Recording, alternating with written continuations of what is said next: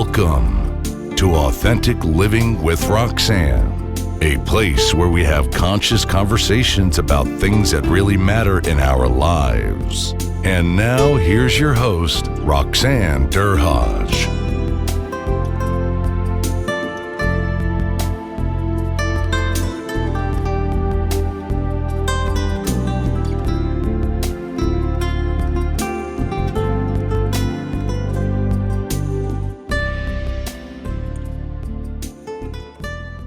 So what we find today is that most of us are trying to find, I would say what I would say would be the sweet spot around culture. And today I have a subject matter expert on that, Hema Crockett. And Hema has done a lot of amazing work in lots of realms around culture. She calls herself a recovering HR executive. So that I want to talk about.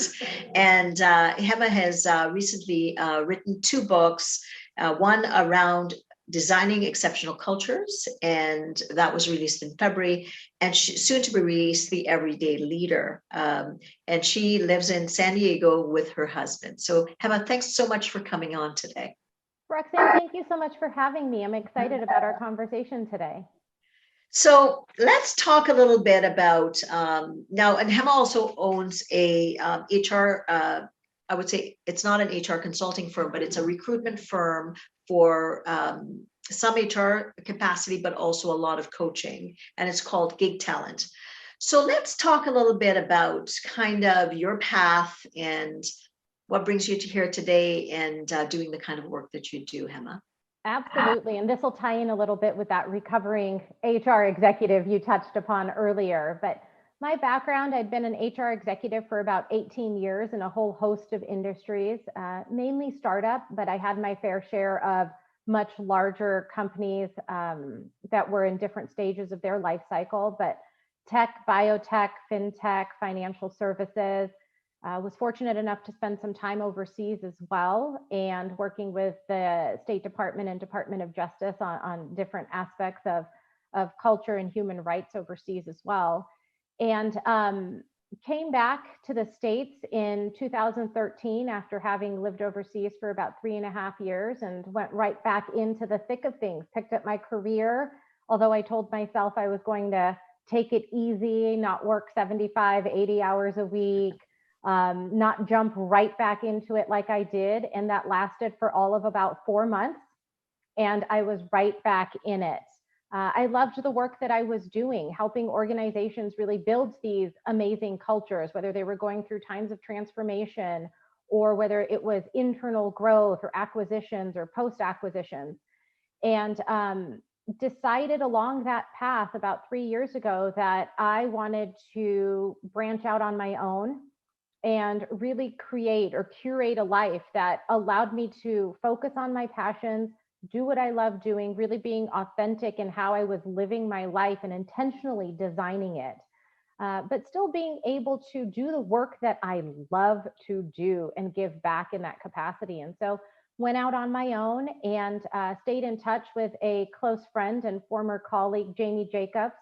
And that's how we got together and formed Gig Talent, which you had touched upon earlier. And Gig Talent really is a modern talent agency. So we're a collective that allows others who are on that journey that I talked about myself being on as well, going from whether it's in-house work or corporate work to really being a consultant and creating the life that they want to live, doing the work that they love to do.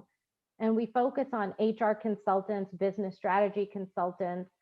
We have some operations consultants as well, and then a lot of leadership coaches, all designed in the vein of helping organizations achieve that amazing culture, have really strong leaders in the process as well. So it's definitely a journey, and one that I write about. Actually, it's the beginning chapter of the Designing Exceptional Organizational Cultures. It's one of the first chapters that Jamie and I wrote, was our own story, our own journey to get us to this point in time. So let's talk a little bit about with organizations, and ultimately organizations are a culmination of their people and with a set of guidelines. And when we talk about corporate culture, and developing a corporate culture. Tell us a little bit about what's involved in that for anyone listening. That's either they have a culture that they inherited, or they're maybe starting off and they want to ensure that they're taking the right steps to lay the proper foundation for, I would say, a healthy culture. Absolutely. And you're spot on. Regardless of whether they know it or not, there is always a culture, right? Good or bad, there is a culture that exists. And the way that we define culture is really thinking about it as the intersection of values, actions, and behaviors, right? Think about it as the rules of engagement. How do you want employees to interact with each other, to interact with customers and clients as well? And so one of the foundational elements, at least in our opinion, of any culture are your values.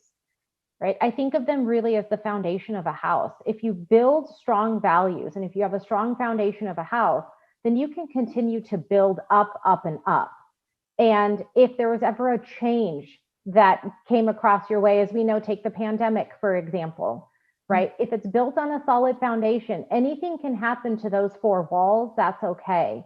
But who you are at your core stays the same. And so we really take those values and infuse them throughout all aspects of culture so that you're living them, you're making decisions based on those values. And that's whether you're at an employee level or at a CEO level, right? How you are leaning into those values is really key. And then how you pull that thread all the way through, how you compensate employees, how you recognize employees, your leadership development opportunities as well. In addition to values, I would say leadership is really important when looking at culture and wanting to build a strong culture. One of the things we talk about in the book is starting with self-awareness as a leader, right? How are we showing up? And as we think about our impact versus intent, that is saying something, whether we think it is or not. And our teams are taking cues from us and employees are watching. And we're very deliberate in making sure we started out with leadership and self-awareness in that aspect, because it's one of the areas we have routinely seen derail a culture. This whole concept of do as I say, not as I do. So when you talk about awareness, and that's a big part of my book, I often talk a little bit about the beginning, and I often say, our leadership story sometimes begins well before we realize it. So I think about myself, and my kind of sweet spot is talking about authenticity, being connected to yourself, having awareness. And I think about where that came from. And culturally, I'm from Trinidad and Tobago and grew up in a little small village with a lot of really fundamental, some East Indian values, some combination of a small little unit and very, very interconnected extended family. And one thing that I noticed quite early is that when people were disconnected, how it impacted me and my capacity to be able to kind of function within that system. So what I'm wondering with you is, what's your leadership story? Exactly as you said, I think it starts long before we actually recognize it. For me, my background is East Indian as well. And my parents came to the US when I was 2. My dad, had a job here in Arizona is where I grew up. And really for me, it was watching how I grew up, which was very different from those around me. I mean, there was this push-pull to a degree, right? Of East Indian values and the traditional aspect of an East Indian culture living in America. And what that really looked like. And we had a close-knit group of family friends that I grew up with, their values and ideals much the same way. And I think for me, that's where it started. And then watching my parents, right? My dad go to work every morning. My mom worked to get another degree and then go to work and have a career, take care of the house, take care of the kids, and really be there for us when we needed it. Watching my dad start his own company, even when he was working full time. Right? Have an employee come over to the house in the evenings and really work to make his other company a success. And I think for me, that's where it started. Really this concept of it's never easy, but it's always worth it at the end of the day. Right. Absolutely. And I think it also for me happened when I lived in Nepal. I was fortunate enough to live in Nepal for about 2 years, and living in Kathmandu, in a city where you see, I think, the harsher side of life in many regards, but in a people who are so loving and so caring and will give you the shirt off their back, and how you show up in that environment and who you are. I think I learned a lot about leadership in that environment as well, and brought that back to who I am today because I was an adult when I went through those experiences. Do you find that a lot of leaders that you work with or that you've been exposed to are willing to go back that far? Like what we're talking about is rudimentary elements that started well before we were aware what we were going to do for a living, right? Before I decided to become a psychotherapist and you decided to go into HR consulting, values get formulated, right? So whether it's watching your dad work really hard and start a business, and myself with my dad, for instance. So my history is that was from the Caribbean, Indian. A lot of Indians went to Trinidad as indentured laborers, right?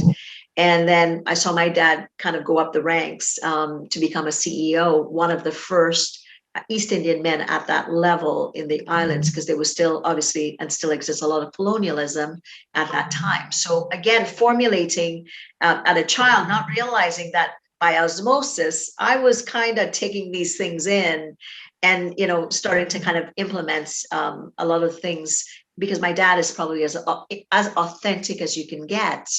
But he could lead just by his presence, was something that I felt very, very fortunate to have grown up around, and also colleagues and things like that. With leaders that you may have interfaced with, or even people that are going through, we're still in the thick of it in 2021. Do you find a lot of leaders are trying to create the space to go to that depth, or are they being reactive to the space of 2020 and 2021? Yeah, I would say a little bit of both, right? I would say pre-pandemic, there was a lot of reactivity. There was a lot of, this is the situation that has happened, let's just focus on this. And I think there was less intentionality, let's put it that way. And I think early pandemic, we probably saw quite a bit of that as well. But I definitely think that there are leaders, there's always going to be exceptions, right? But there are leaders who have really taken this last year and a half to figure out who they are and how they want to show up. Mm-hmm. And I think what's forcing a lot of those discussions are the employee base today. Employees have options. There's a lot of opportunity out there. We've all seen the articles, even recently, stating things like, there's a feeling that about 40% of employees will resign, or calling it the Great Resignation, because there are opportunities available. There are people have realized they want to work differently. And I think in that, we're forcing leaders to gain a level of self-awareness that they may not have had before, to really look at how they're showing up as a leader, and how those early experiences, or even just a catastrophic experience, even if they don't want to go back all the way to childhood, but how an event in their life has sparked who they are as a leader. And honestly, it's never too late to change that. It's never too late to add new tools to that tool belt at the end of the day.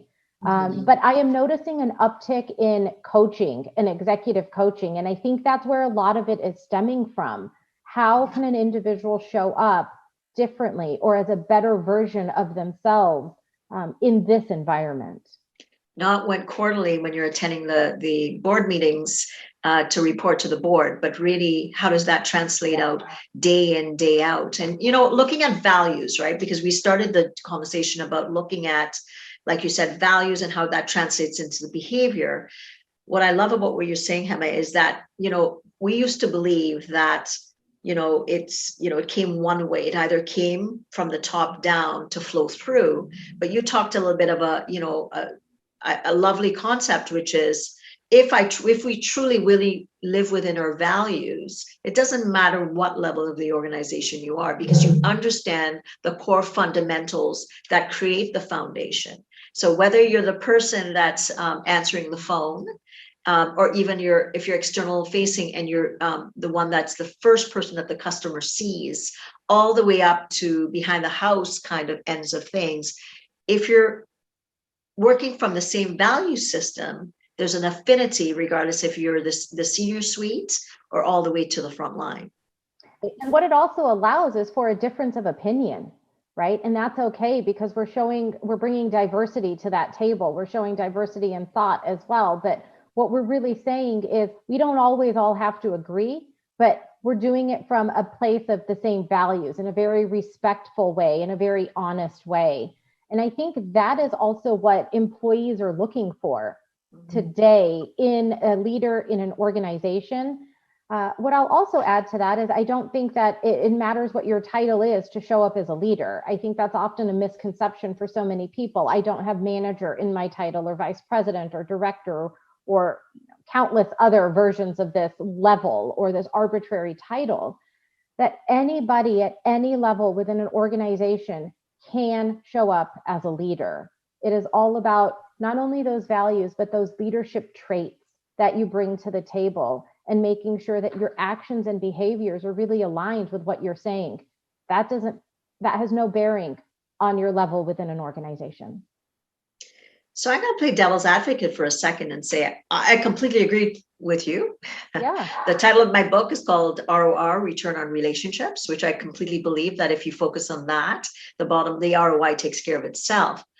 So I would say that the level of awareness really would be indicative of the culture. So if I'm coming from kind of the old autocratic top-down perspective on leadership, I'm going to be a bit diametrically opposed to that perspective. But if I'm coming from an authoritative kind of open values equal actions and equal alignment, so those are two completely different worlds. I think you're right. I think we're kind of seeing, and I think this time, it was there before, but the last couple, obviously, I would say 14, 16 months, has put it that one of the core fundamentals that us as consumers, regardless, is that we want to feel trusting of the companies that we're dealing with. And I think that's why we're seeing, like you said, a lot more executive coaching, a lot more leaders saying, wow, I'm being held to a higher standard now. I always knew I should achieve it, but now it's now like I almost can't negotiate with it, because people can go elsewhere, because, like you said, there's so much opportunities for the talent out there today. Absolutely. And I think the other thing we've really noticed, I mean, it was always there, but again, these last 14, 18 months have brought it out. People are always watching, right? They're taking their cues from leadership. So how an executive behaved over these last 14, 16, 18 months is indicative of their behavior going forward. Mm-hmm. And I think employees are really starting to say, is that who I want to be associated with? Is that who I want to learn from and develop, other skills, looking at them as a kind of a model or a role model. And I think as leaders, we're starting to say, oh man, people really are watching. And I think it's time that I evolve who I am. You're always going to have the outliers, 100%. And in some instances that has worked for those individuals, it has worked for their organizations, and there's always a place for that. I think it's about who we want to be, not only as an individual, but who our company needs to be in order to continue surviving and thriving. Because while hopefully we won't see another pandemic, there will inevitably be another crisis. Right? Our business will face something along the way. And how prepared are we to handle that moving forward?